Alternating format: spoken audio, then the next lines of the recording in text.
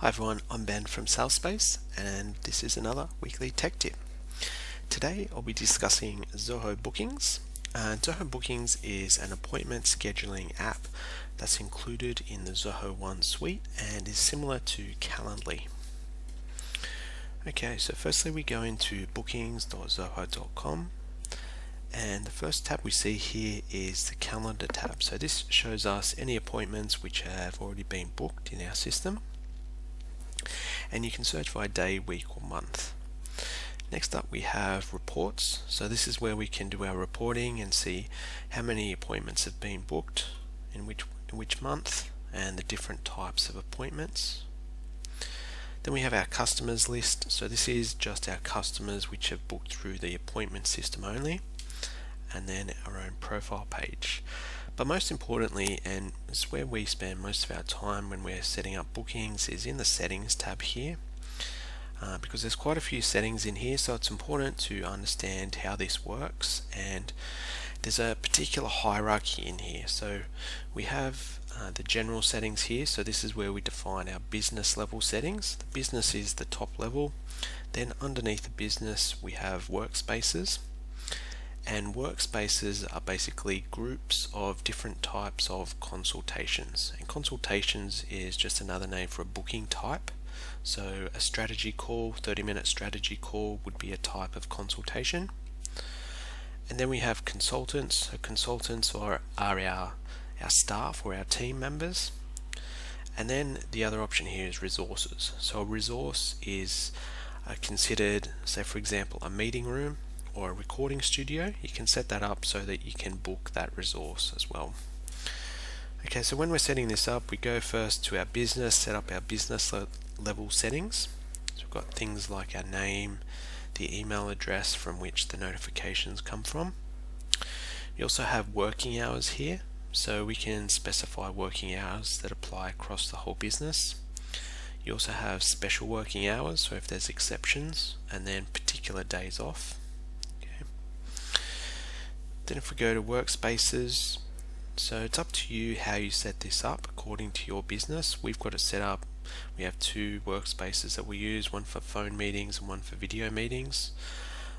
This is because of the way we send out our email notifications. But you could also have public facing appointments and internal appointments.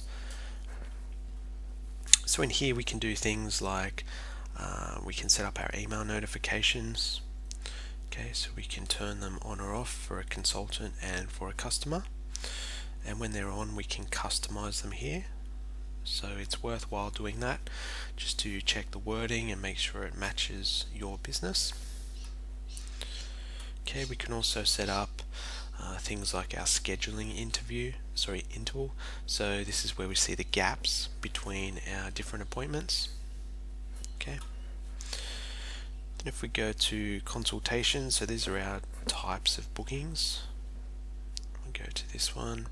So we can give them a name, we choose the workspace, and whether it's a one-on-one or it's a group. Then we can also specify whether it is an online meeting type.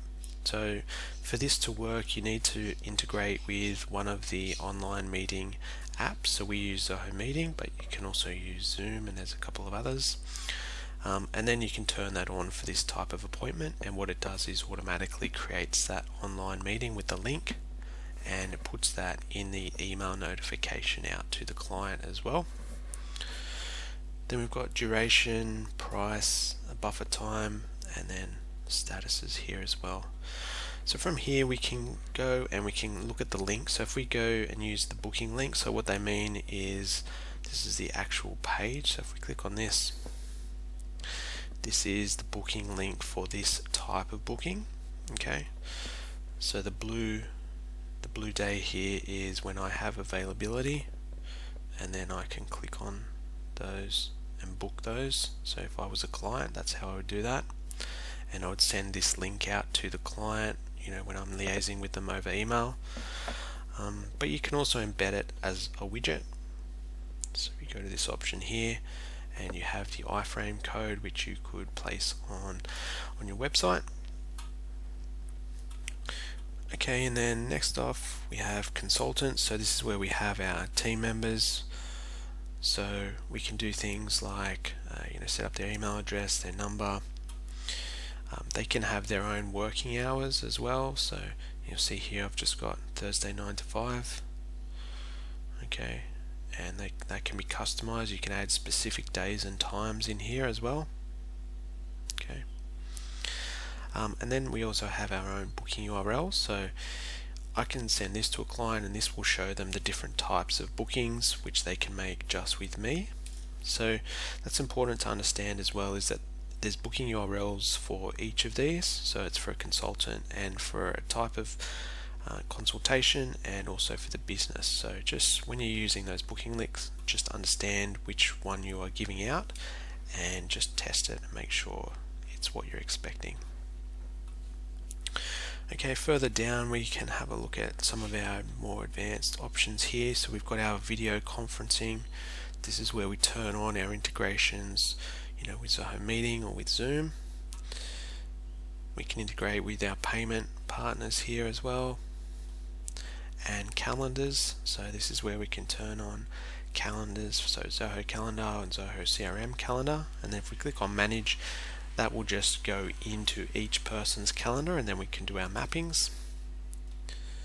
Then we have some other integrations. So we use Zoho CRM Contact, so that means the contacts get synced between Zoho Bookings and Zoho CRM. But you also have other options here like Zapier, so you could use that if you weren't using Zoho CRM. So that's just a very simple, quick overview of Zoho Bookings, and I hope that's been useful for you.